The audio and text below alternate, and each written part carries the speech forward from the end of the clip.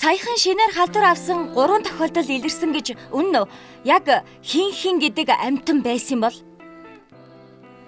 Үнэн, чүлтэм, гочоо, санжид гэгч хамт амьдардаг 3 найз. Энэ 3 яг хаанаас халдвар авсан бол? Судалж байна.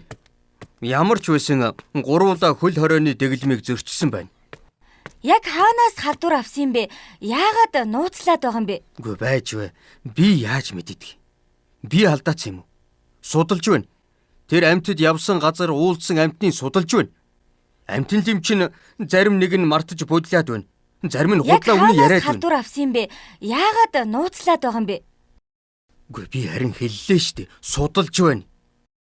Үгүй би яг хаанаас халдвар авсан юм бэ? Та энийг яагаад нууцлаад байгаа юм бэ л гэж асууж байна шүү дээ. Чи яагаад над руу дайраад байгаа юм бэ? Би чамаас айжгүй шүү.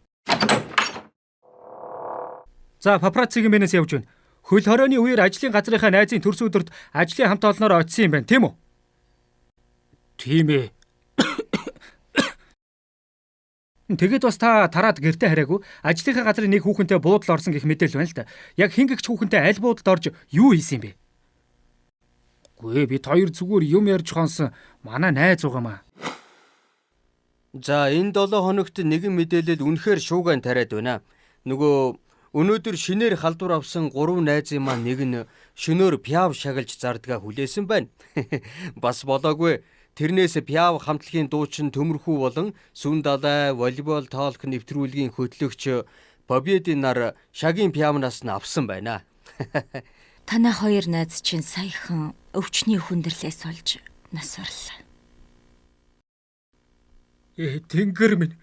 Улсын онцгой комиссийнхаа зааврыг дагаад байж байхгүй яав та.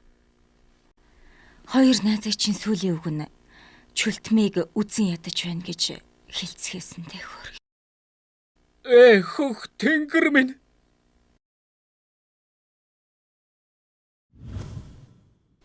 Ой, зүгээр үү? Шинжилгээ өгсөн сөрөг гарсан.